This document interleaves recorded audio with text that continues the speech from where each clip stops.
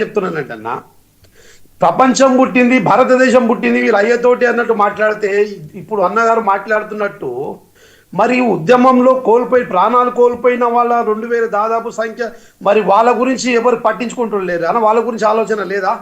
వాళ్ళేందే ఉద్యమం తెలంగాణ సాధ్యమైందా?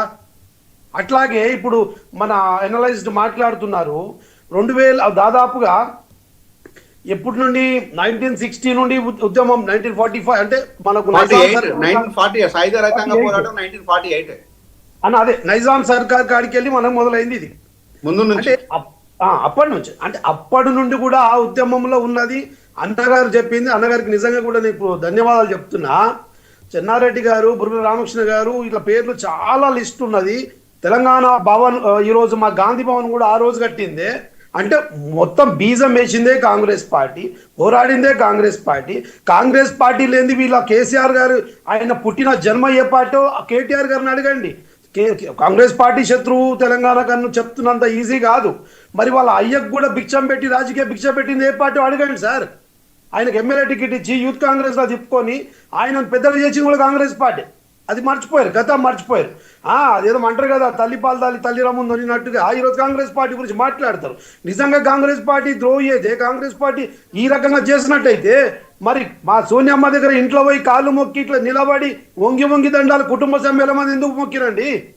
ఆమె ద్రోహి కదా, కాంగ్రెస్ పార్టీ ద్రోహిలు కదా చేసింది తెలంగాణకి. ఇప్పుడు మాటలు ఎట్లుంటుంది అంటే, ఓడ దాటినాక ఓడమల్లన్న, ఏరు దాటినాక ఓడమల్లన్న అన్నట్టుగా మాట్లాడితే ఎట్లా? ప్రజలు ఇవన్నీ చూసే కదా ఇవాళ అధికారం పక్కన పెట్టింది వాళ్ళని.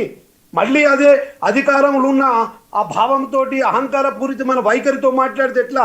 ప్రజలు ఆల్రెడీ తిరస్కరిస్తున్నారు, ఆల్రెడీ విస్మరిస్తున్నారు. అయినా బుద్ధి రావట్లేదు కేటీఆర్ గారికి.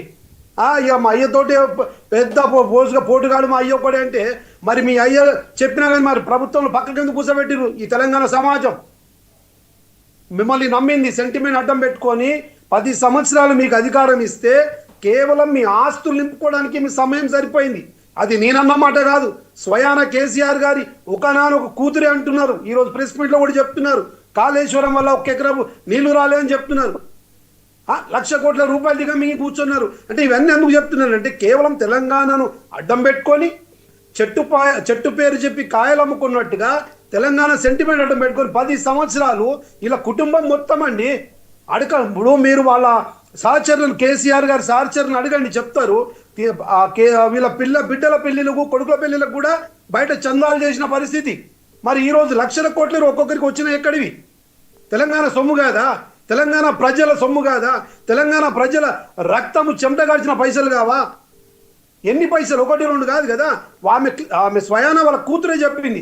ఒకడేమో అడవి భూములు అమ్ముకున్నాడు సంతోష్రావు అంటాడు, ఒకడు కాళేశ్వరం అని, ఒకడేమో ఈ ఏమంటారు హైటెక్ సిటీ నగరాన్ని అంతా మున్సిపల్ శాఖ మంత్రి పదవి చేసి హైదరాబాద్ నగరంలో ఉండి ధరణి పోచువలు తీసుకొచ్చి 1,00,000 ఎకరాలు ఒకటి తినేసాడు.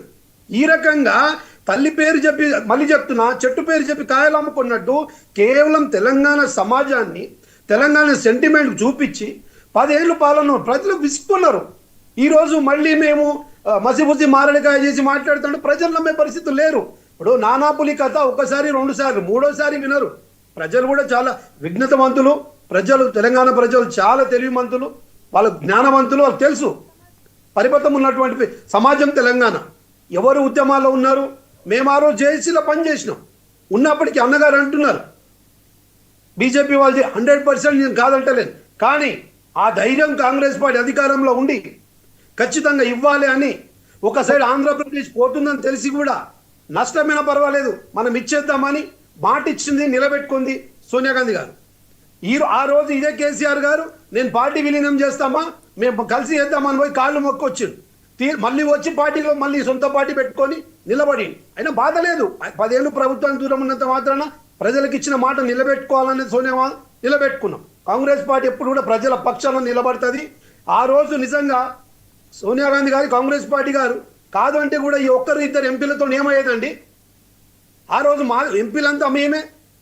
ఆ రోజున పాలకపక్షం మాదే, కేంద్రంలో అధికారం మాదే, రాష్ట్రంలో మాదే. అది ఆసాన్ అయిపోయింది. ఈరోజు 42% రిజర్వేషన్ ఇవ్వమంటే ఇవ్వలేని బీజేపీ ఆ రోజు తెలంగాణ కంటే అధికారంలో లేదు కాబట్టి, బయట ఉన్నారు కాబట్టి ఆ పాపం ఆమె ఒక్కతే బీజేపీలో సహకరించింది. ఆ చిన్నమ్మ ఆ సుష్మా స్వరాజ్ మేడం ఒక్కరే. మిగతా వాళ్ళు మళ్ళీ పార్లమెంట్ అసెంబ్లీలో రాజ్యసభలో మళ్ళీ ఇక్కడ ఒక మాట చెప్తారు, ఢిల్లీలో ఒక మాట చెప్తారు. ఇదే మోదీ గారు ఏమన్నారండి, మాకు మార్కే బేటేకుని కాలే. అంత ప్రేమ ఆంధ్ర ప్రజలంటే తనకి. తెలంగాణ వచ్చేవరకు ఆ ఒక సౌతి తల్లి ప్రేమ కనబరుస్తూ ఉంటారు ఎప్పుడు చూసినా కానీ. ఆ విభజన హామీలు ఒక్కటి నెరవేర్చారు. ఇప్పుడు బీసీకి రిజర్వేషన్ కూడా అండి వాళ్ళ పరిధిలో ఉన్నది. గోల్లో 9th షెడ్యూల్లో చేర్చి 30 ఆర్టికల్ 31లో పెట్టి రాజ్యసభ లోక్సభలో పెట్టి బిల్లు పాస్ చేసి ఎవరొడ్డు పడుతున్నారు వాళ్ళకి. 8 మంది ఎంపీలు, 2 రాజ్యసభ మెంబర్లు, 2 మినిస్టర్లు ఉన్న సంఖ్య. రేపు ఇవాళ మైనార్టీ ప్రభుత్వం బీజేపీది ఉన్నది అంటే కేవలం తెలంగాణ రాష్ట్రంలో 8 మంది ఎంపీలు. ఒక్కసారి మేము రాజీనామా చేస్తామంటే మరుక్షణంలో బీసీలకు కూడా వాళ్ళ జీవిత గమ్యం. హెచ్ఆర్ మోహన్ గారు ఇప్పుడు కేటీఆర్ ఒక డిమాండ్ చేస్తున్నాడు, జై తెలంగాణ అని.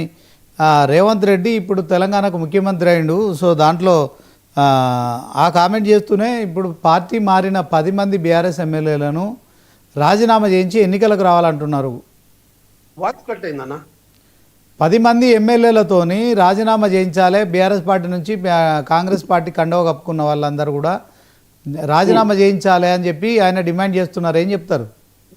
28-30 మంది దాదాపు 10 సంవత్సరాల కాలంలో 20 నుండి 30 మంది ఎట్లా చేసి ప్రతిపక్షం లేకుండా ఒక దళిత నాయకుడు సిఎల్పిగా ఉంటే ప్రతిపక్ష నాయకుడు ఓర్వలేక ఉన్న ఎమ్మెల్యేలను తీసుకొని ఎన్ని బై ఎలక్షన్లు పెట్టినో చెప్పనండి. ఒక్క బై ఎలక్షన్ పెట్టినట్టే నేను పార్టీకి రాజీనామా కాదు, గులాంగిరి చేస్తా వాళ్ళ మొత్తం పార్టీని ఖాళీ చేసి. అప్పుడు మీరు డిమాండ్ చేసి ఉంటే అది జరిగేదేమో. అప్పుడు మీరు చేయలేదు, ఇప్పుడు వాళ్ళు చేస్తున్నారు.